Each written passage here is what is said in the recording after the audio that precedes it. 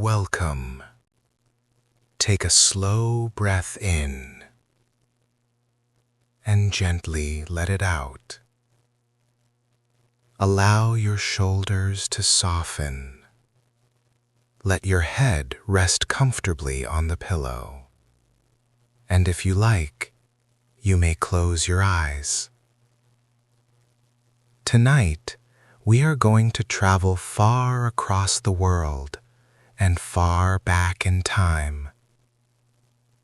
Across the dark waters of the Pacific Ocean, past drifting clouds and quiet moonlight, until we arrive at a long chain of misty islands at the edge of Asia.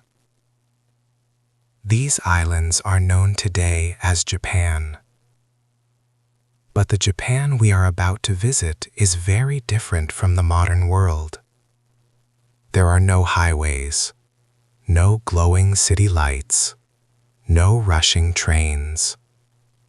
Instead, there are forests that stretch for miles, rivers that wind slowly through narrow valleys, and villages where the rhythm of life follows the quiet turning of the seasons.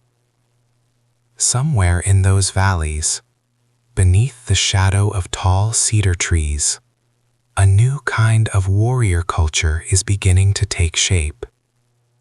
These warriors will eventually become known as the samurai. Their story is often told through battles, shining swords, and famous duels. But tonight, we are not here for excitement. We are here for something slower, something calmer. We will watch the long passage of centuries as if we are sitting beside a quiet river, observing the gentle flow of time. We will notice small details, the sound of wind moving through bamboo forests, the careful way a swordsmith heats and folds steel inside a dimly lit forge, the quiet discipline of a young warrior practicing archery beneath the morning mist. The history of the samurai is not only a story about war, it is also a story about land, loyalty, tradition, and a society that moved with patience and order. A world where honor could shape a person's entire life, and where a warrior might spend years training for a battle that lasts only a few moments. Over the course of this journey, we will slowly explore the rise, the transformation, and the quiet disappearance of the samurai. From the early warrior clans who guarded distant provinces, to the powerful shoguns who ruled Japan for centuries, and finally to the moment when the old ways of the sword faded into history. Our story will unfold gently, chapter by chapter, like turning the pages of a very old book. You do not need to remember every name or every date. Just let the rhythm of the story guide you. Let the distant centuries drift softly through your mind, like clouds moving slowly across the sky. And so, our journey begins. The year is around 700. In the northern forests of Japan, where the air is cool and damp, and where the future of the samurai is still only a quiet possibility, waiting to grow. The seeds of the sword. The dawn of the Ritsuryo system. In the quiet mornings of 8th century Japan, the foundations of what we now call the samurai were not created on battlefields. They began much more quietly, not with armor, not with swords, but with careful writing. Our story begins during the Nara period, a time when the islands of Japan were covered with forests, mountains, and scattered farming villages. The land was beautiful, but difficult to control. Travel between regions was slow. Roads were narrow. Large areas remained wild and sparsely populated. Yet in the imperial court, there was a growing desire to organize this landscape into a single and orderly state. To understand how the samurai emerged, we must first understand this early attempt to create a centralized government. Because before there were warriors who ruled Japan, there were administrators who tried to govern it. The Taiho Code. The year is 701. Inside the imperial court, officials complete an important legal document known as the Taiho Code. This code was part of a larger political system called the Ritsuryo system. The goal of this system was to organize Japan in a way similar to the powerful government of Tang China. Under this new structure, all land was considered property of the emperor. Farmers did not own their fields permanently. Instead, land was distributed and recorded by the state. Government officials traveled through the countryside measuring rice fields and recording households. They counted families. They mapped farmland. They wrote detailed reports that allowed the court to collect taxes. This work progressed slowly across many provinces. Through this system, the imperial government hoped to maintain order and authority across the islands. Taxes and responsibilities. Under the Ritsuryo system, every farming household had several obligations. The most important was the grain tax, usually paid in rice. Farmers also paid a cloth tax, often woven from hemp fibers. There was another requirement that affected many families: labor service. Able-bodied men were required to work for the government during certain periods of the year. Some helped build roads. Others repaired irrigation canals. Some transported supplies between provinces. But one duty would become especially important for the future of Japan: military service. The provincial armies. To protect the country and maintain order, the government organized provincial military units known as gundan. These units were made up mostly of farmers. Men who spent most of their lives working the soil were called to serve in the army for limited periods. They traveled from their villages to regional military centers. There they received basic equipment: simple armor, wooden bows, arrows stored in leather quivers. Their training focused mainly on archery and basic battlefield formations. For many of these men, military life was unfamiliar and demanding. Their true skills lay in farming rather than fighting. And this created a growing problem for the imperial government: the weakness of the conscript system. Over time, it became clear that the gundan system had serious limitations. Farmers did not wish to remain away from their fields for long periods. Rice cultivation required careful timing, planting, water management, harvest. Missing even one season could threaten a family's survival. As a result, many conscript soldiers were reluctant participants. Some returned home early. Others tried to avoid service whenever possible. The imperial court gradually realized that a military built entirely from temporary farmers could not provide reliable protection for the state. A new solution was needed: the Kande system. In response, the government began to change its recruitment strategy. Instead of relying heavily on conscription, it started selecting a smaller number of more capable fighters. These were known as Kande. The Kande often came from local families of minor aristocratic status. They owned land, they had access to horses, and they had more time to practice military skills. These warriors trained regularly in riding and archery. They maintained their own equipment. They developed reputations for discipline and reliability. This shift represented an important transformation. Military service was no longer simply a temporary duty. It was becoming a specialized profession. The earliest foundations of the warrior class were beginning to appear. The northern frontier. While these changes were taking place, the imperial government faced a serious challenge in the northern regions of Japan. Beyond the central provinces lived a people known as the Emishi. The Emishi inhabited the mountainous territories of northern Honshu. They were independent and skilled in warfare. For many years they resisted the expansion of the imperial state. The conflicts between imperial forces and the Emishi became known as the Emishi Wars. These wars lasted for generations. They also transformed the way Japanese warriors fought. Learning mounted combat. The imperial armies initially struggled against the Emishi. The terrain of the north was difficult. Forests were dense. Rivers were unpredictable. The Emishi warriors were skilled horse riders who used mobile tactics and archery. Imperial commanders gradually began to adapt. Mounted combat became increasingly important. Warriors trained to shoot arrows while riding. They practiced controlling their horses while aiming their bows. This style of warfare required discipline and long hours of training. Over time, mounted archery became a defining skill of the emerging warrior class. Later generations would formalize this tradition in ceremonial practices such as yabusame. But in these early centuries, it was simply a practical method of fighting. The barbarian subduing general. During the northern campaigns, the imperial court awarded an important military title, the Sei Taishogun. This title was granted to commanders responsible for leading campaigns against the Emishi. One of the most famous figures to hold this title was Sakanoi no Tamaralo. He led several successful expeditions into northern territories. His campaigns gradually expanded the reach of the imperial government. They also strengthened the role of professional warriors in Japanese society. The experiences gained during these wars helped shape the traditions that would later define the samurai. The rise of warrior families. By the 10th and 11th centuries, certain warrior families began to gain prominence. Two of the most important were the Taira clan and the Minamoto clan. Both families traced their origins to members of the imperial lineage who had moved into the provinces.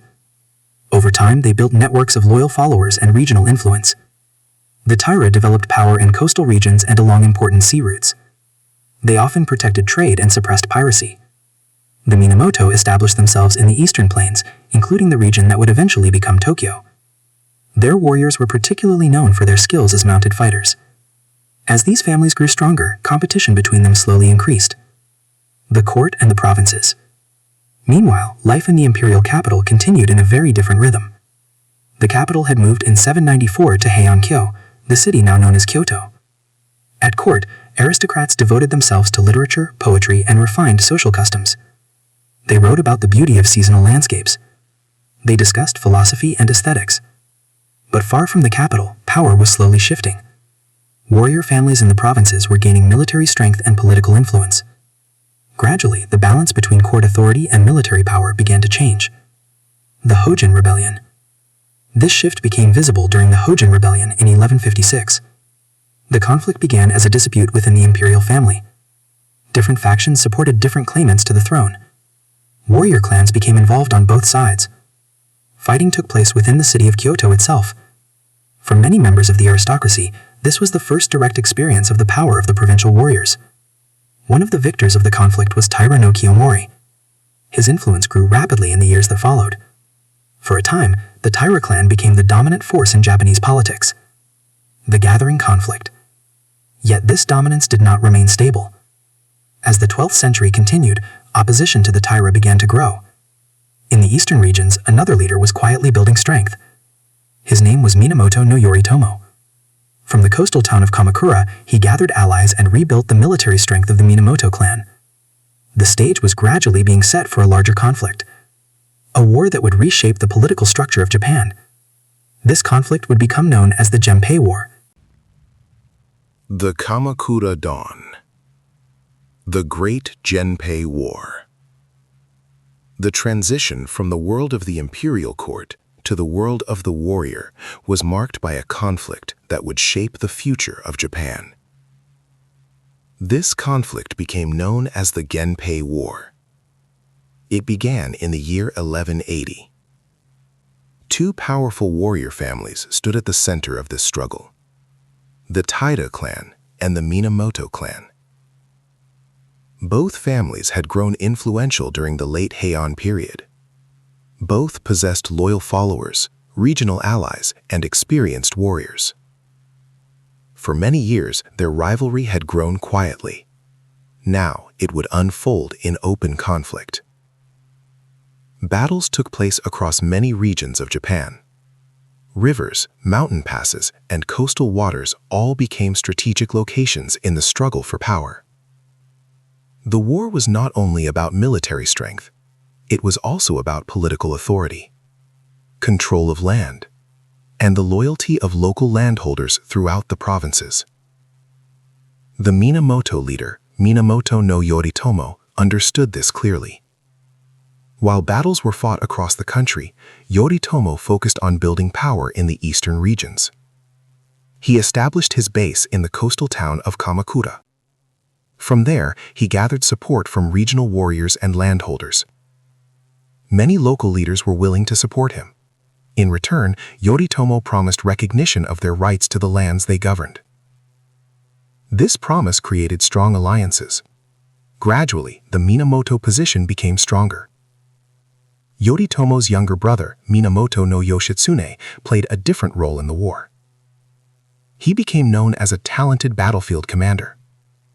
His campaigns brought several important victories for the Minamoto cause. Together, the strategies of Yoritomo and the military leadership of Yoshitsune helped shift the balance of power. The Battle of Dan no Ura. The final stage of the Genpei War came in 1185. The decisive battle took place at Dan no Ura in the narrow waters of the Shimonoseki Strait. This battle was fought at sea. The Taira forces relied heavily on their experience with naval warfare. Their ships formed organized lines across the strait. Archers stood ready along the decks. At first, the Taira appeared to hold the advantage. But during the course of the battle, the situation began to change.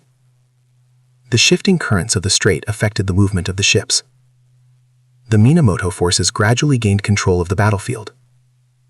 During the conflict, loyalty within the Taira ranks began to weaken. Some commanders changed sides. Others lost coordination as the battle unfolded. The defeat of the Taira became inevitable.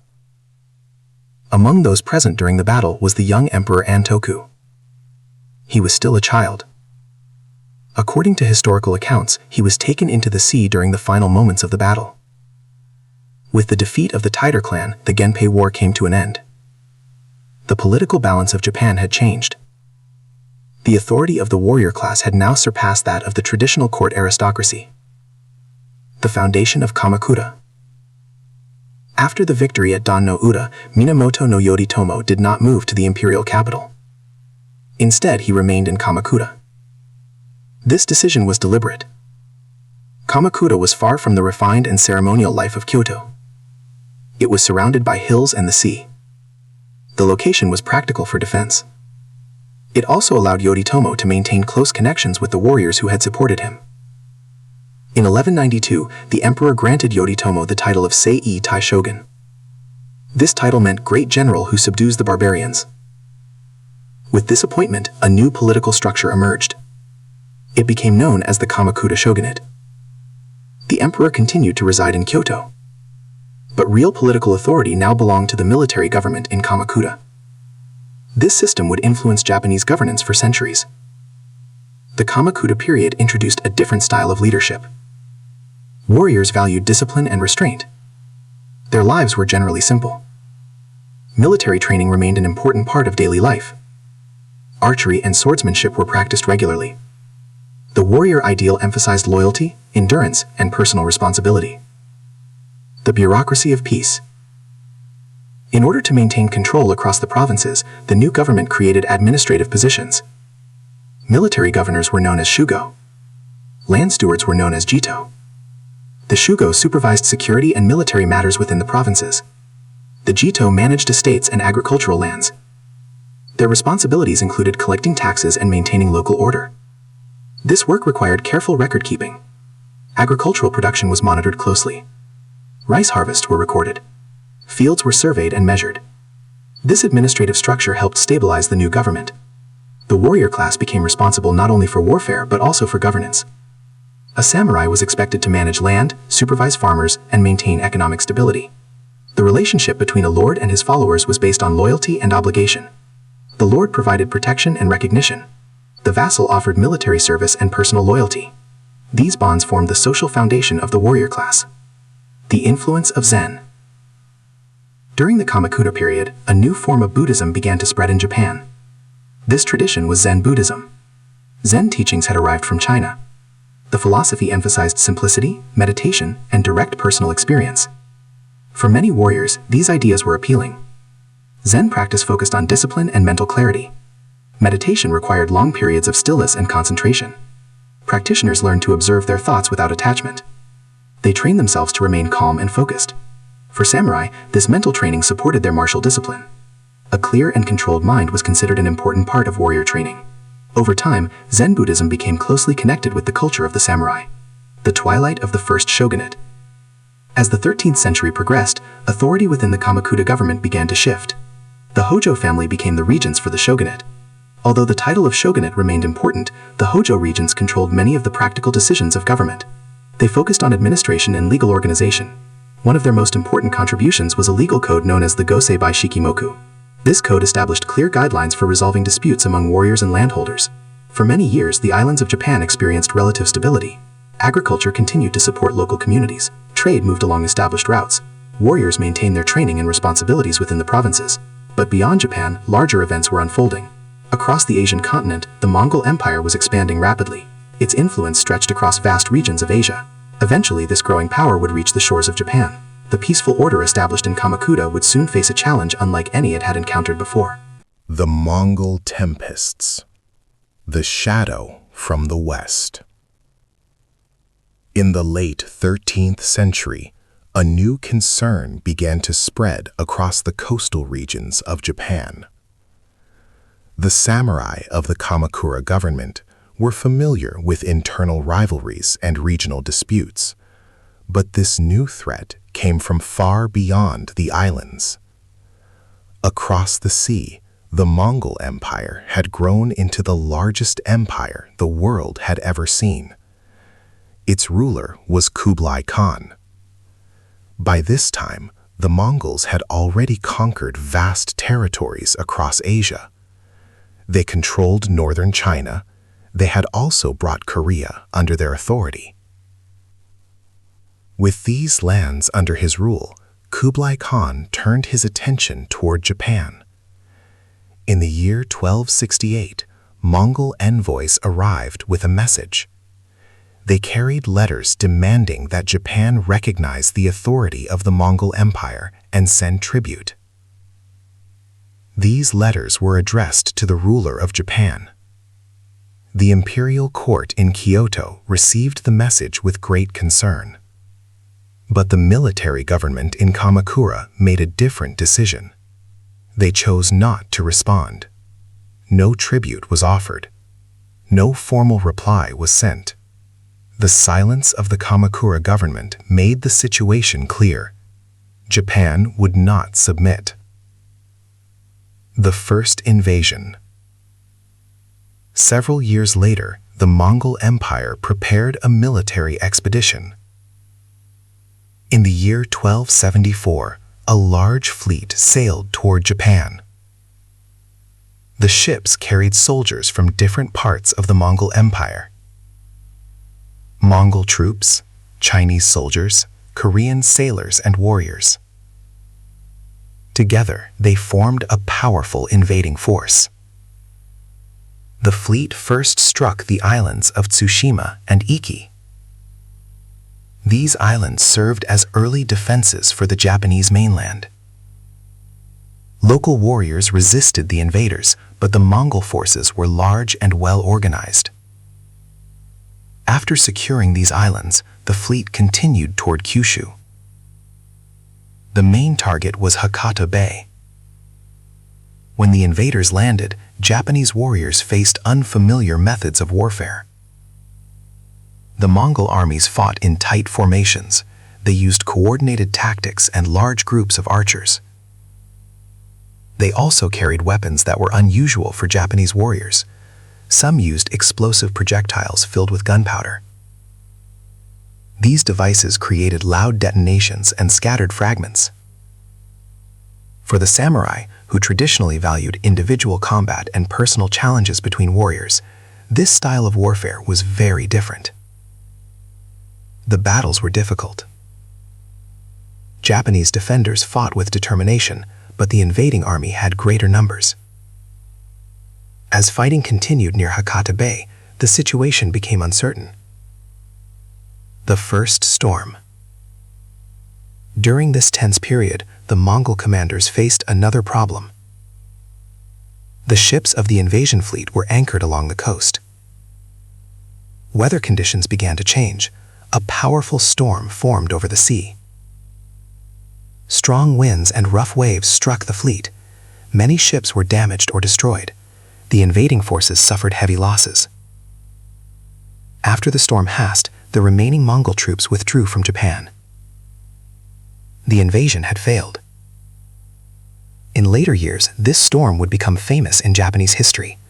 Many people believed that the country had been protected by a divine wind. In Japanese, this idea became known as kamikaze. The years of preparation. The leaders of Japan understood that the Mongol Empire might attempt another invasion. Preparations began immediately. The Kamakura government organized defenses along the coast of northern Kyushu. One of the most important projects was the construction of a long defensive wall near Hakata Bay. This wall stretched for many kilometers along the shoreline. It stood several meters high. The purpose of the wall was to prevent enemy ships from landing soldiers easily. Warriors from many provinces were assigned to defend the area.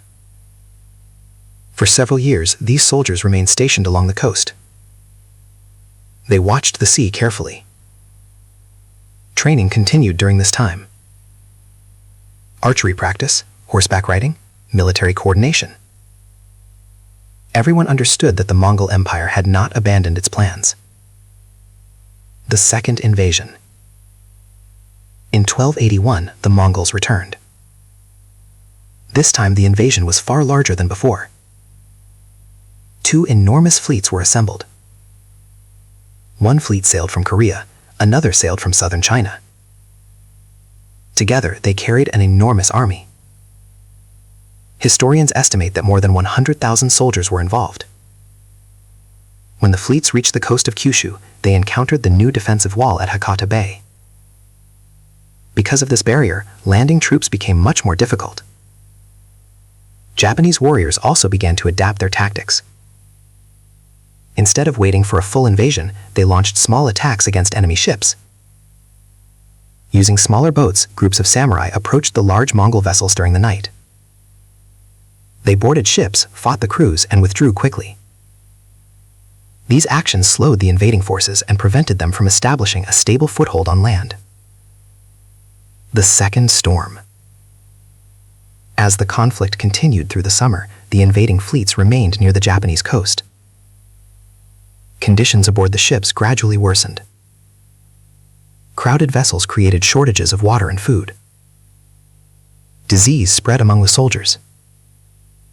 Then, in August of 1281, another powerful storm formed over the region. The typhoon struck the fleets with tremendous force. Large numbers of ships were destroyed.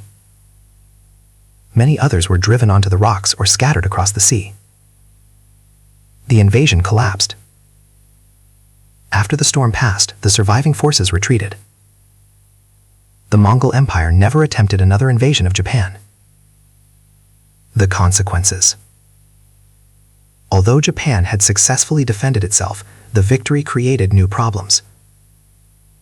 The samurai who defended the country had served for many years.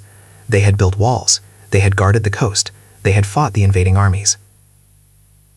But unlike internal wars, there were no conquered lands to distribute as rewards. The Mongol soldiers had not come from territories within Japan, they came from across the sea. Because of this, the Kamakura government had very little to offer the warriors who had fought. Many samurai returned home with financial difficulties. They had spent years away from their lands. Some had borrowed money to maintain their equipment and support their families. The traditional relationship between lord and warrior began to weaken. In earlier times, loyalty was reinforced through rewards and recognition. Now the government struggled to meet those expectations. Gradually, dissatisfaction grew among some members of the warrior class. The Kamakura government remained in power, but its authority had begun to weaken. The victories against the Mongol invasions protected Japan from foreign conquest. At the same time, they quietly created tensions within the political system that would shape the future of the samurai. The Ashikaga aesthetic.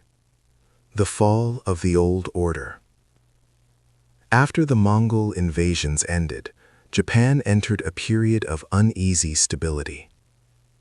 The Kamakura shogunate had successfully defended the country, but the victory created unexpected difficulties. For many years, samurai had served along the coasts of Kyushu. They built defensive walls, they guarded the shores, they fought invading armies. But when the conflict ended, there were no lands to distribute as rewards. The enemy had come from across the sea.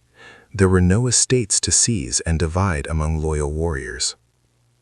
Many samurai returned to their provinces without compensation for their service. Some had borrowed money to support their households during the years of preparation and war. Over time, dissatisfaction quietly spread among the warrior class. At the same time, tensions within the imperial court were growing. Emperor Go-Daigo believed that the authority of the emperor should be restored. He began to challenge the power of the Kamakura government. These disputes gradually developed into open conflict. In the year 1333, forces loyal to the emperor attacked the city of Kamakura. The Kamakura shogunate collapsed. The Hojo regents who had governed the military government disappeared from power. The political system that had ruled Japan for more than a century came to an end. A new military leader soon emerged. His name was Ashikaga Takauji. Takauji had once served the Kamakura government, but he eventually turned against it. After a period of conflict, he established a new shogunate. This government became known as the Ashikaga shogunate.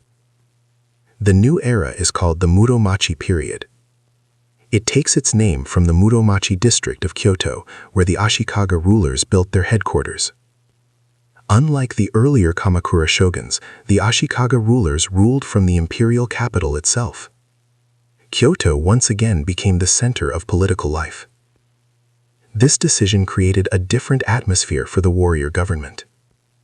The shoguns now lived close to the imperial court. They were surrounded by aristocrats, scholars, monks, and artists. As a result, the culture of the samurai began to change. The warrior was no longer defined only by military skill, he also became connected with artistic and philosophical traditions. Zen and the warrior mind. During the Muromachi period, Zen Buddhism became increasingly important among the samurai. Zen teachings had originally arrived from China through Buddhist monks. These teachings emphasized meditation and discipline. Zen practice encouraged individuals to quiet the mind and observe the present moment. For many warriors, these ideas were appealing. A samurai often faced uncertainty and danger. Zen training offered a way to remain calm under pressure. Meditation strengthened concentration and mental control. Zen monasteries became important cultural centers. Many monks served as advisors to the Ashikaga rulers. The influence of Zen also extended into the traditions of the warrior class. Swordsmanship, archery, and other martial practices were often approached with the same discipline found in meditation. The sword itself became an object of great cultural importance. Japanese swordsmiths were highly respected craftsmen. They produced blades through a careful process of heating, hammering, and folding steel. The metal was folded repeatedly to strengthen the blade and remove impurities. This work required patience and concentration. For many samurai, the sword represented more than a weapon. It symbolized personal discipline, loyalty, and responsibility. The way of tea. Another important development during the Muromachi period was the rise of the tea ceremony. This practice became known as chado, or the way of tea. Tea drinking had been introduced to Japan by Buddhist monks. Over time, it developed into a refined cultural tradition. The Ashikaga shoguns supported tea gatherings and artistic appreciation. Tea ceremonies were held in small rooms designed for quiet reflection. The rooms were simple and carefully arranged. Decorations were minimal. Participants entered through a small doorway that required them to bow slightly. Inside the room, every movement followed a deliberate order. The host prepared powdered green tea using a bamboo whisk and a ceramic bowl. Water was heated in an iron kettle. Utensils were cleaned and arranged with great attention. The ceremony emphasized harmony, respect, purity, and tranquility. For samurai leaders, the tea ceremony provided a moment of calm away from politics and warfare. The values practiced in the tea room gradually became part of samurai culture. Patience, restraint, and careful attention to small details. The culture of Muromachi Kyoto. The Ashikaga shoguns also supported many forms of art and architecture. One of the most famous buildings of this period was the Golden Pavilion, known as Kinkakuji. It was constructed by the third Ashikaga shogun, Ashikaga Yoshimitsu. The pavilion stood beside a quiet pond in northern Kyoto. Its upper levels were covered in gold leaf. The building reflected both the political authority and artistic ambitions of the Ashikaga rulers. Later, another famous structure was built nearby. This was the Silver Pavilion, known as Ginkakuji. It was associated with the 8th shogun, Ashikaga Yoshimasa. Unlike the Golden Pavilion, the Silver Pavilion was designed with greater simplicity. Its architecture reflected an aesthetic philosophy known as wabi-sabi. This philosophy emphasized simplicity and imperfection. It encouraged appreciation of natural aging and quiet beauty. Moss growing on stone. Weathered wood. The subtle changes of the seasons. These ideas influenced many forms of Japanese art. Gardens, ceramics, poetry, and architecture all reflected this growing appreciation for simplicity and balance. No theater. Another important cultural tradition of the Muromachi period was no theater. No combined music, poetry, and performance into a unique dramatic form. Actors wore carefully crafted masks to represent different characters. These characters often included warriors, monks, spirits, and historical figures. The movements of the actors were slow and controlled. The stories often explored themes of memory, loss, and the passage of time. Many plays told the stories of spirits returning from the past to seek peace. Ashikaga Yoshimitsu became an important patron of no theater. He supported the famous playwright and performer Zaimi. Through this patronage, no drama became closely associated with samurai culture. The Onin War. Despite these cultural achievements, political stability during the Muromachi period gradually weakened. Powerful regent lords, known as daimyo, gained greater influence in the provinces. The authority of the Ashikaga shogunate slowly declined. In the middle of the 15th century, disputes over the succession of the shogun created serious divisions among the daimyo. These tensions eventually erupted into a major conflict. In the year 1467, fighting began in the city of Kyoto. This conflict became known as the Onin War. Rival armies fought across the capital. Large parts of the city were destroyed. The war lasted for more than a decade. When it finally ended, the political structure of the country had changed dramatically. The authority of the Ashikaga shogunate was greatly weakened. Regional warlords began to rule their territories independently. Japan entered a long period of military conflict. This era would later become known as the Sengoku period, the age of the warring states. During this time, samurai would once again dedicate themselves to warfare. Yet the cultural traditions developed during the Muromachi period would remain deeply connected to the identity of the warrior class.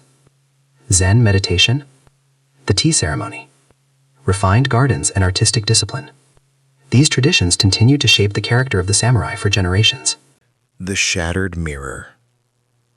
The Age of the Warring States. The year is 1467. For more than a century, the Ashikaga shoguns had ruled from Kyoto. Their authority had slowly weakened as powerful regional lords gained independence in the provinces. Tensions within the ruling families eventually erupted into open conflict. This conflict became known as the Onin War. For more than 10 years, rival armies fought within the streets of Kyoto. Large sections of the capital were destroyed. Homes, temples, and palaces were reduced to ruins. When the war finally ended, the authority of the Ashikaga government had nearly vanished. Japan entered a new era. It became known as the Sengoku Jidai, the age of the country at war. Across the islands, hundreds of local warlords, known as daimyo, began to rule their territories independently. Each lord controlled his own land, his own army, and his own castles. The country was no longer united under a strong central government. Instead, it became a patchwork of competing domains. For the samurai, this era required constant readiness. Alliances shifted frequently. Borders changed with each campaign. The stability of earlier centuries disappeared. Yet daily life during the Sengoku period was not one of endless battles. Most of the time was spent preparing for war rather than fighting it. Fortifications were strengthened, armies were trained, supplies were gathered. Power was measured not only in soldiers, but in the strength of a lord's defenses. The age of castles. During this era, castles became the center of political and military authority. Many of the earliest Sengoku fortresses were mountain castles, known as Yamashito. These structures were built high on ridges or steep hillsides. Their locations allowed defenders to watch the surrounding valleys and control important roads. The design of these castles focused on defense rather than beauty. Layers of earthworks and wooden walls followed the natural curves of the mountain. Deep trenches were cut into the slopes to slow advancing soldiers. Terraces were carved into the hillside, creating defensive levels that attackers had to climb one by one. Samurai carefully planned the layout of these fortifications. They studied the terrain. They calculated the distance between walls. They considered how archers and soldiers might defend each approach. Castles became complex defensive systems designed to delay and exhaust an enemy. Over time, these fortresses grew larger and more sophisticated. Stone walls were added to strengthen the defenses. Towers were built to watch the surrounding countryside. Villages and towns often developed at the base of the castle hill. These settlements supported the warriors who protected the region. The rise of the Ashigaru. The armies of this period also changed. In earlier centuries, warfare had often centered on mounted samurai. But during the Sengoku era, daimyo required larger armies. To meet this need, they began recruiting common farmers as infantry soldiers. These troops were called Ashigaru, meaning light-footed. The Ashigaru wore simple armor and carried practical weapons. Many were equipped with long spears known as yari. They fought in large formations, standing shoulder to shoulder in disciplined rows. Their strength came from cooperation and coordination. Together, they formed dense lines of spear points that could repel cavalry and defend narrow passes. The rise of the Ashigaru transformed Japanese warfare. Battles now depended less on individual duels and more on organized units moving together across the battlefield. The power of rice. Behind every army stood the quiet strength of agriculture. A daimyo's power was measured in koku. One koku represented the amount of rice needed to feed one person for an entire year. Every autumn, samurai officials traveled through the countryside to oversee the harvest. Farmers cut the rice stalks and dried them on wooden racks. The grain was then threshed and stored in large granaries. Careful records were kept. These supplies determined how long an army could remain in the field. Campaigns required food, pack animals, and secure roads for transport. Victory often depended on logistics as much as battlefield skill. The wealth of a domain was therefore measured in fields, harvests, and storehouses. Rice supported the soldiers, the towns, and the government itself. The arrival of firearms. In the year 1543, a Portuguese trading ship arrived near the island of Tanegashima. Among the items brought by the foreigners was a new weapon. It was a matchlock firearm. Japanese craftsmen quickly studied the design and began producing their own versions. These weapons came to be known simply as Tanegashima. At first, many samurai viewed firearms with caution. The weapons required careful preparation. Powder had to be measured. The bullet had to be loaded. A slow-burning match cord ignited the charge. But despite these limitations, the new technology proved effective. Daimyos soon began equipping large numbers of ashigaru with matchlock guns. Battles gradually changed. Rows of soldiers fired in organized volleys while others prepared the next shots. Firearms did not replace traditional weapons immediately, but they added a new dimension to warfare. The balance of power. As the 16th century progressed, the number of competing lords began to shrink. Stronger daimyo absorbed weaker neighbors.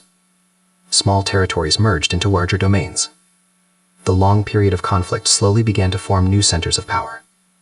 Many samurai had now lived their entire lives during the Sengoku Wars. Generations had grown up behind castle walls, trained for campaigns that could begin at any moment. Yet within this long struggle, the idea of unity slowly returned. Some leaders began to imagine a single authority capable of ending the constant warfare. In the decades that followed, three remarkable figures would rise to prominence.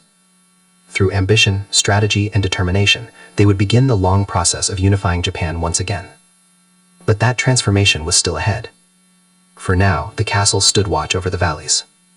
Fields of rice swayed quietly in the wind. And across the mountains of Japan, samurai prepared for the next turning of history. The Three Unifiers. By the middle of the 16th century, the long conflicts of the Sengoku era began to move toward a turning point. For more than 100 years, Japan had been divided among rival daimyo. Castles had risen across the mountains and valleys. Armies had marched across rice fields and narrow roads. But gradually, a small number of powerful leaders began to dominate the political landscape.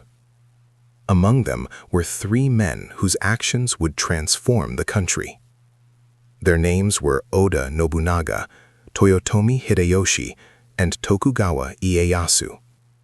Together, they would bring an end to the age of the warring states.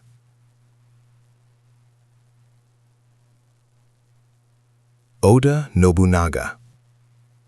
The first of these leaders was Oda Nobunaga.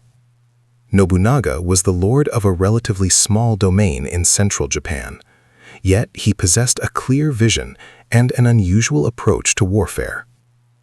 While many daimyo still followed traditional military customs, Nobunaga embraced new methods and technologies. He believed that organization, discipline, and strategy could overcome even powerful enemies. One of the most important tools in his campaigns was the matchlock firearm. These weapons had been introduced to Japan by Portuguese traders earlier in the century. Nobunaga quickly recognized their potential. He trained large groups of soldiers to use firearms in coordinated formations. At the Battle of Nagashino in 1575, Nobunaga used this strategy with great effectiveness. His army positioned lines of gunners behind wooden barriers.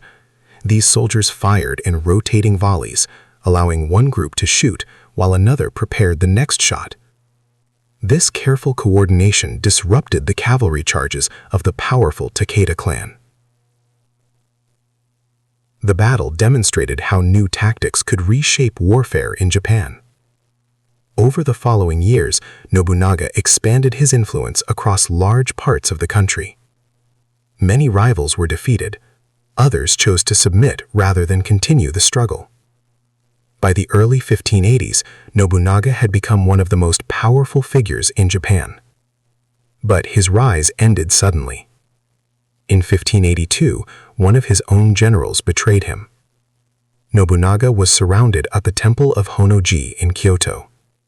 Facing defeat, he chose to end his life according to the samurai tradition.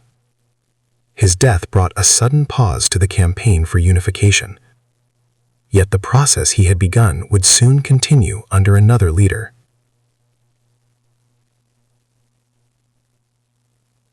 Toyotomi Hideyoshi. The man who rose to power after Nobunaga was Toyotomi Hideyoshi. Hideyoshi's early life was unusual for a future ruler of Japan. He had not been born into a powerful samurai family. Instead, he began his career as a low-ranking servant in Nobunaga's household. Through intelligence, loyalty, and determination, Hideyoshi gradually gained Nobunaga's trust. After Nobunaga's death, Hideyoshi moved quickly to defeat the general responsible for the betrayal. In the years that followed, he continued the campaign to unify the country. Hideyoshi's methods were often careful and strategic. He preferred negotiation and diplomacy when possible, reserving battle for situations where it was unavoidable.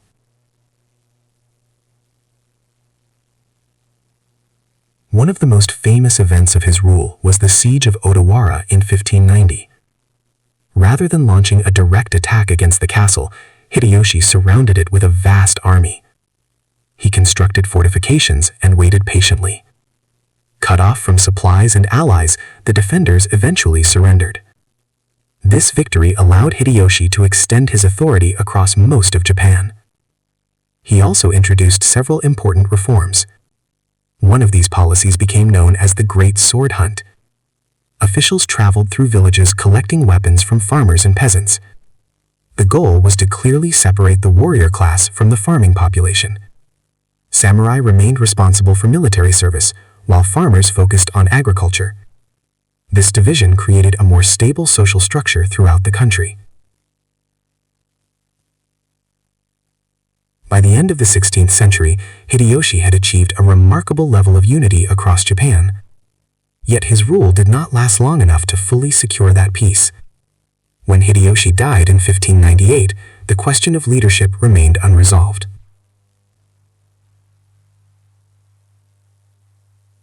Tokugawa Ieyasu. The final stage of unification belonged to Tokugawa Ieyasu. Ieyasu had been an ally of both Nobunaga and Hideyoshi during their campaigns. He was known for patience, careful planning, and political skill. For many years, Ieyasu quietly strengthened his position in the eastern regions of Japan. His base of power was located in the Kanto Plain, centered around the city of Edo. When Hideyoshi died, rival factions began competing for control of the government. These tensions eventually led to a decisive confrontation. In the year 1000, two large alliances of daimyo gathered near the village of Sekigahara. The battle that followed determined the future of the country. Tokugawa Ieyasu's forces emerged victorious.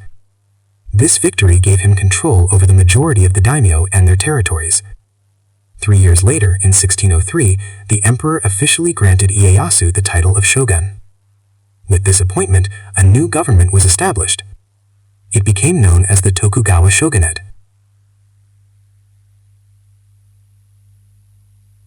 The beginning of peace. The Tokugawa government moved the center of political power to Edo. Over time, Edo grew from a small settlement into one of the largest cities in the world. A vast castle complex was constructed there to serve as the headquarters of the shogunate. The new government introduced policies designed to maintain stability and prevent further large-scale wars. Daimyo were required to spend part of each year in Edo under the supervision of the shogun. Their families remained in the city when the lords returned to their provinces. This system helped ensure loyalty and reduced the likelihood of rebellion. Gradually, the constant warfare of the Sengoku period came to an end. The castles remained, but their gates were rarely opened for battle.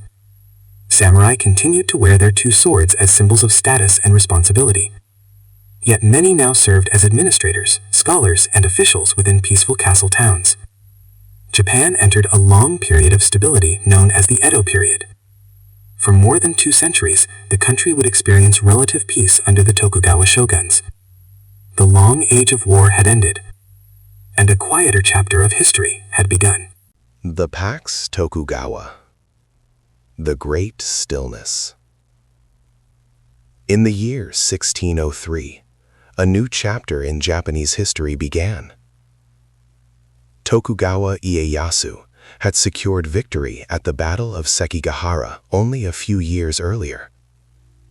Now the emperor formally granted him the title of shogun. With this appointment, the Tokugawa shogunate was established. For the first time in more than a century, Japan entered a long period of stability. The era that followed became known as the Edo period. For more than 250 years, the country experienced relative peace. Large-scale warfare between rival lords came to an end. The castles that had once prepared constantly for battle now became centers of administration and governance. The role of the samurai gradually changed. For generations, samurai had lived as warriors on campaign. Their lives had been shaped by marches, sieges, and battles. During the Edo period, Many samurai became officials, scholars, and administrators. Their daily duties now involved record-keeping, taxation, and the management of local affairs. The sword remained a symbol of their status. But the work of government increasingly replaced the work of war. The city of Edo. The center of this new political order was the city of Edo. Today, Edo is known as Tokyo. During the 17th century, it developed into one of the largest cities in the world. At the heart of the city stood Edo Castle, the residence of the shogun. The castle complex was surrounded by wide moats and strong stone walls. Around the castle spread a carefully organized city. Districts were arranged according to social rank. Samurai families lived closest to the center of power, occupying large residential areas near the castle.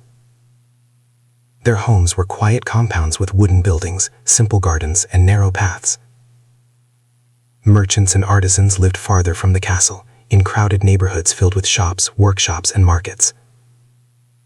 Each morning, samurai officials prepared for their work within the offices of the shogunate or the administration of their local lords. They wore formal robes and carried their two swords, known together as the daisho. These swords were rarely drawn in combat during this peaceful era. Instead, they served as visible symbols of rank and responsibility. The system of alternate attendance. One of the most important policies of the Tokugawa government was the system known as senkin kotai, or alternate attendance. Under this system, every daimyo was required to spend part of each year living in Edo. When the lord returned to his own domain, his family remained in the city. This arrangement ensured loyalty to the shogunate and discouraged rebellion. It also created a steady movement of people along the great highways of Japan. The most famous of these roads was the Tokudo, which connected Edo with the imperial city of Kyoto. Each year, long processions of daimyo and their retainers traveled these routes. Hundreds of samurai, servants, and attendants accompanied the lord as he moved between his domain and the capital. These journeys became a regular and familiar part of life during the Edo period. The structure of society. Tokugawa society was organized into a strict hierarchy. This structure became known as the four-class system. At the top were the samurai. Below them were the farmers, who produced the rice that supported the entire economy. Next came artisans, who crafted tools, clothing, and household goods. At the bottom were merchants, who traded and distributed these products. Although merchants sometimes became wealthy, they remained low in the official social order because they did not produce goods themselves. Each class had specific duties and expectations. Movement between classes was rare. Most people lived their entire lives within the social position into which they had been born. For the samurai, discipline and proper behavior were especially important. Education became a central part of their identity. Young samurai studied writing, calligraphy, history, and philosophy. Many also learned the principles of Neo-Confucian thought, which emphasized loyalty, duty, and social harmony. Even in times of peace, martial training continued. Samurai practiced swordsmanship, archery, and other traditional arts. These exercises preserved the discipline of the warrior tradition. The floating world. While samurai life remained structured and formal, another culture developed within the cities. This culture became known as the ukiyo, often translated as the floating world. It was a world of entertainment and artistic expression. Theaters presented kabuki plays. Tea houses hosted gatherings where guests could enjoy music and conversation. Artists created woodblock prints that depicted actors, landscapes, and scenes of daily life. These prints became widely popular throughout the cities of Japan. The floating world offered a contrast to the strict discipline of official society. Yet both worlds existed side by side within the growing cities of the Edo period. A stable order. Over the decades, the Tokugawa government maintained stability through careful administration and strict regulations. Castles remained symbols of authority. Roads connected distant provinces. Markets expanded as trade increased between regions. the samurai continued to serve as guardians of order within this system. Their responsibilities were now focused on administration rather than warfare. For generations, the structure of Tokugawa society remained remarkably stable. The wars of the Sengoku era slowly faded into memory. A long period of quiet continuity settled over the country. Japan had entered an age of stillness. And for many years, it seemed that this peaceful order might continue indefinitely. Bushido, the way of the scholar. The soul of the brush. The way of the warrior. As the 17th century gradually passed into the 18th, the world of the samurai remained peaceful and stable. The long wars of the Sengoku period had ended. Castles stood quiet above their towns, and the highways of Japan carried travelers instead of armies. For the samurai, this peace created a new question. What did it mean to be a warrior in a world without war? Over time, the answer began to take shape through philosophy, literature, and education. This way of thinking became known as Bushido. The word means the way of the warrior. Yet during the Edo period, Bushido was not primarily a code of battle. It was a code of conduct and character. Samurai were expected to live disciplined lives, guided by principles such as loyalty, integrity, and self-control. These ideas were preserved not on the battlefield, but in books, schools, and daily practice. The teachings of the masters. Several writers and thinkers helped define the ideals of the samurai during this peaceful era. One of the most famous was Miyamoto Musashi. Musashi had lived during the final decades of the Sengoku period and had fought in many duels and battles. Later in life, he withdrew from public life and spent time in quiet reflection. During this period, he wrote a short work called The Book of Five Rings. In this text, Musashi described the philosophy of strategy and discipline. He organized his ideas into 5 sections: earth, water, fire, wind, and void. Each element represented a different aspect of understanding combat and personal conduct. Musashi believed that a true warrior must remain calm and adaptable. He emphasized observation, patience, and mental clarity.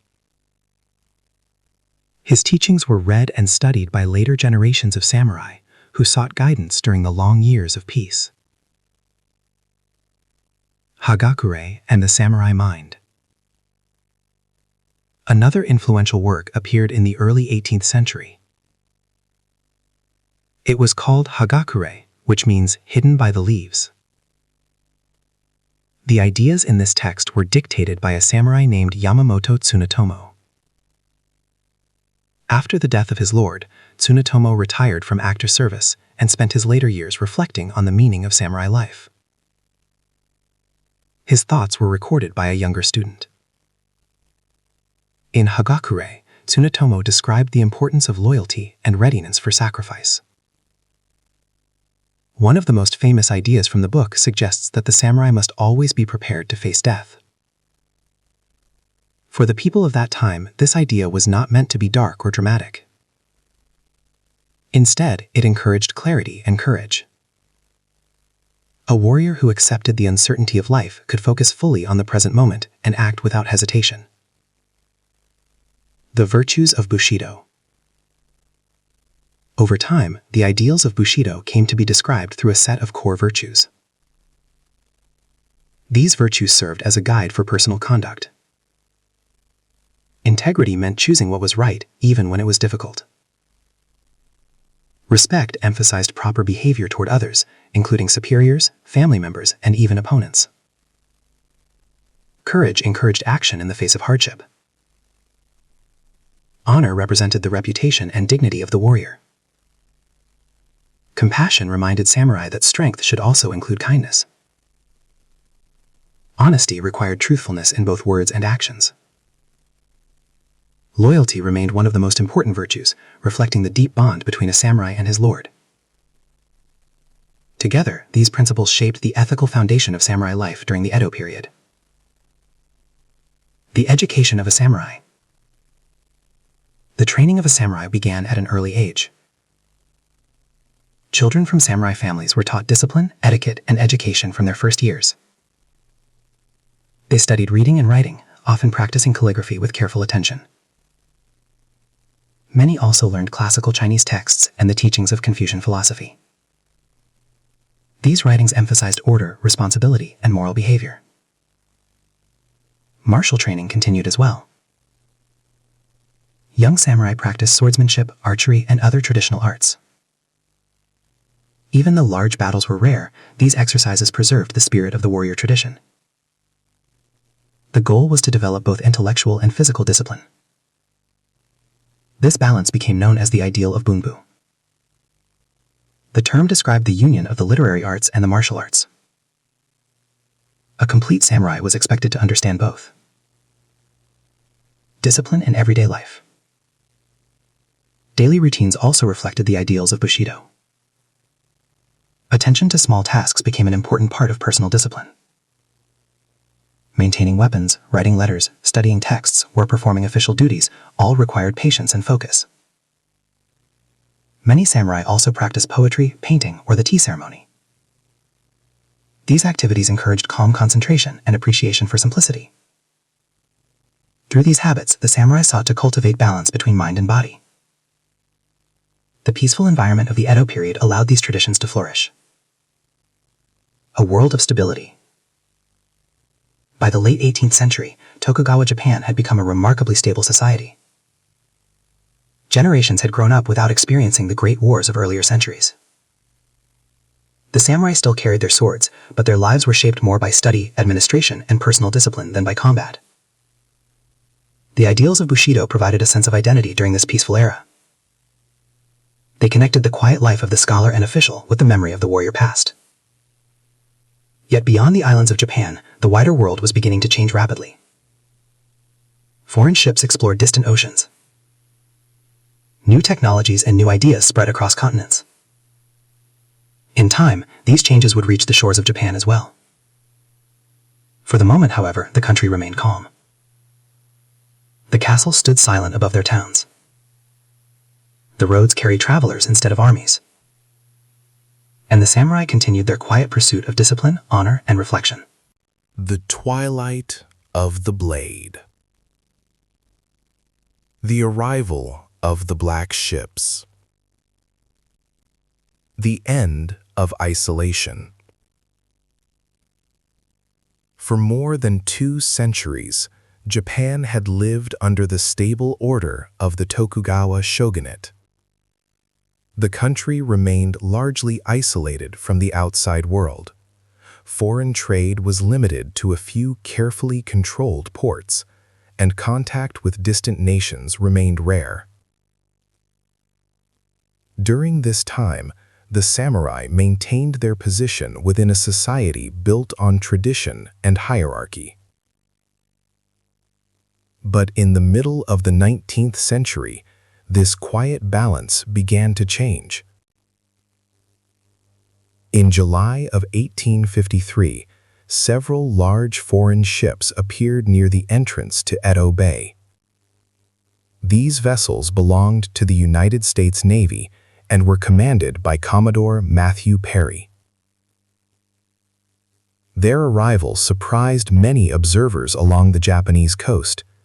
The ships were powered by steam engines and carried modern artillery. Their dark hulls and unfamiliar machinery made a strong impression on those who saw them. They soon became known in Japan as the Black Ships. Perry had come with a clear purpose. He requested that Japan open its ports to American trade and establish diplomatic relations with the United States. This request created a difficult situation for the Tokugawa government. For centuries, the shogunate had controlled foreign contact very carefully. Now, powerful nations from across the ocean were demanding access. Debate within the shogunate. The arrival of foreign ships triggered an intense debate within Japan's leadership. Some samurai believed that the country should resist foreign influence and preserve traditional policies. Others believed that Japan needed to learn from Western technology in order to protect itself. Discussions continued within the councils of the shogunate and among influential domains. During these years, many young samurai began studying new subjects. They learned about modern science, engineering, navigation, and military strategy. Western knowledge slowly began to spread through schools and government offices. At the same time, loyalty to the emperor in Kyoto began to grow as a political movement. Some leaders believed that restoring imperial authority could strengthen the nation during this time of uncertainty. The Boshin War. By the late 1860s, these tensions developed into open conflict. In 1868, supporters of the emperor challenged the authority of the Tokugawa shogunate. This conflict became known as the Boshin War. Several powerful domains joined the imperial cause, believing that political reform was necessary for Japan's future. The fighting took place across different regions of the country. Although samurai fought on both sides, the war also revealed the growing influence of modern weapons and military organization.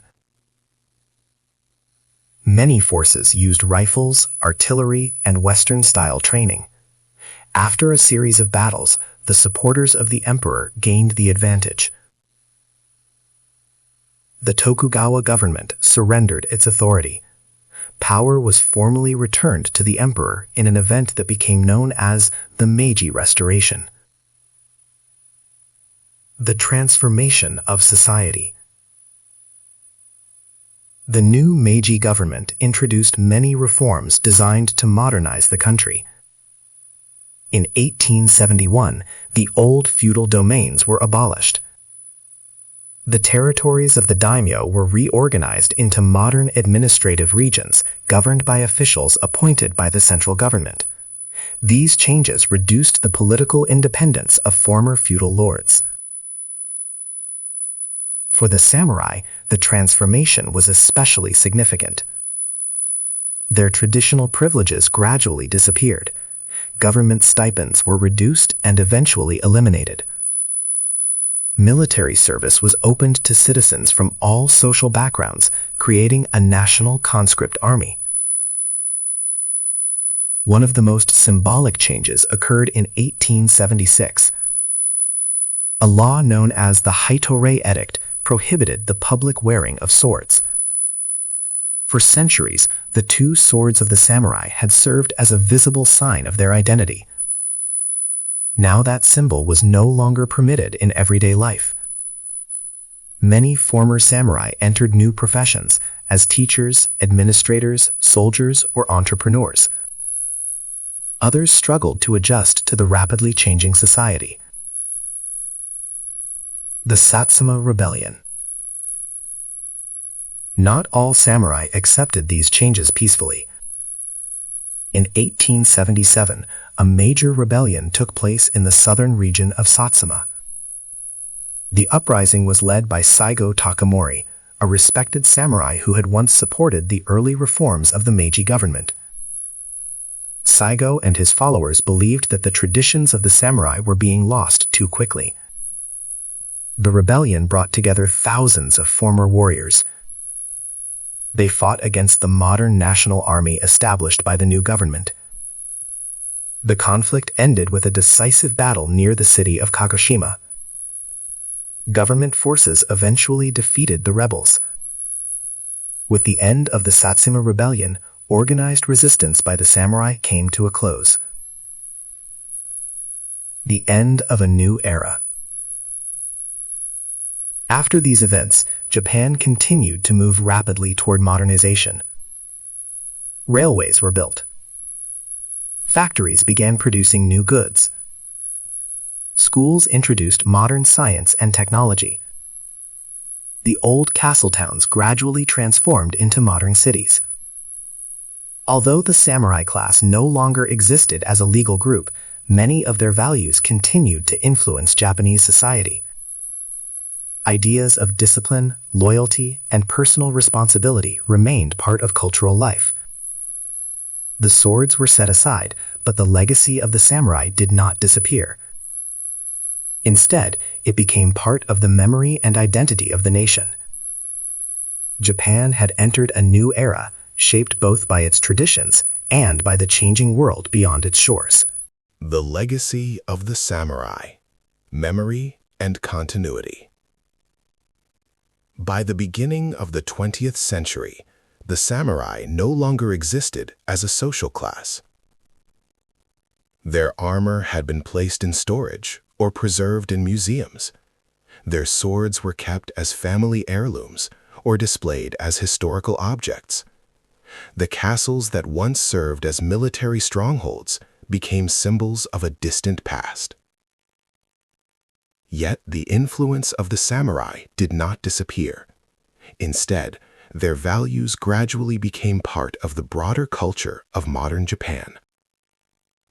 Ideas such as discipline, loyalty, patience, and personal responsibility continued to shape everyday life. These traditions, developed over centuries, remained quietly present even as the country modernized. Cultural memory. In many parts of Japan, reminders of the samurai period can still be found. Old castle towns preserve streets that once belonged to samurai families. Gardens, temples, and wooden residences reflect the aesthetic traditions of earlier centuries. Historical festivals often recreate scenes from the past, allowing people to remember the customs and clothing of earlier generations. Literature and art also kept the memory of the samurai alive. Stories about loyalty, honor, and perseverance were passed from one generation to the next. These narratives helped transform the samurai from historical figures into enduring cultural symbols. The samurai in film and story. During the 20th century, film played an important role in bringing samurai history to a wider audience. Films set in earlier centuries presented stories of wandering swordsmen, loyal retainers, and moral dilemmas. These works explored themes such as justice, courage, and the responsibilities that come with power. One of the most influential directors in this tradition was Akira Kurosawa. His films portrayed the samurai not only as warriors, but also as thoughtful individuals facing difficult choices. Through cinema, the samurai story reached audiences around the world. Viewers from many different cultures became familiar with the landscapes, traditions, and philosophical questions associated with the warrior past. The samurai gradually became a global symbol of honor and discipline. The samurai in modern media. In the late 20th and early 21st centuries, the image of the samurai continued to appear in new forms of storytelling. Books, television series, animation, and interactive media explored historical settings inspired by the warrior era. These works often focused not only on combat, but also on the quiet aspects of samurai life. Scenes of travel, reflection, and personal growth became important elements of these narratives. Through these modern interpretations, the spirit of the samurai remained present within contemporary culture. The influence of Bushido. The ethical ideas associated with the samurai also continued to influence modern society. Concepts connected to Bushido, such as commitment, perseverance, and respect, were often discussed in relation to education, professional life, and craftsmanship. In many workplaces, dedication to steady improvement became an important value. This philosophy is often expressed through the idea of kaizen, which encourages gradual and continuous progress. The careful attention to detail seen in traditional crafts also reflects this spirit. Artisans who practice calligraphy, ceramics, sword-making, or woodworking often describe their work as a lifelong discipline. Through patience and repetition, each task becomes an opportunity to improve both skill and character. In this way, the ideals once associated with the samurai continued to shape everyday practices. Places of reflection. Throughout Japan, historical sites connected to the samurai remain places of quiet reflection. Ancient cemeteries, temple grounds, and forested mountains preserve the memory of earlier centuries. One such location is the sacred mountain region of Mount Koya. Here, tall cedar trees surround long pathways lined with stone monuments. Many historical figures are remembered in this peaceful landscape. Visitors walk slowly through the shaded paths surrounded by the quiet presence of history. The atmosphere encourages reflection on the passage of time and the lives that once shaped the country. The end of the journey. The story of the samurai spans many centuries. It begins with regional warriors who served powerful landowners. It continues through periods of warfare, political change, and long peace under the Tokugawa shogunate. It concludes with the rapid transformation of the 19th century, when Japan entered the modern world. Although the samurai themselves disappeared as a formal class, their legacy remained. Their values, traditions, and stories became part of the cultural foundation of Japan. Today, the samurai are remembered not only as warriors, but also as symbols of discipline, learning, and responsibility. Their history reflects the complex relationship between tradition and change. As the centuries passed, the world of the samurai slowly faded into history. Their castles became quiet landmarks.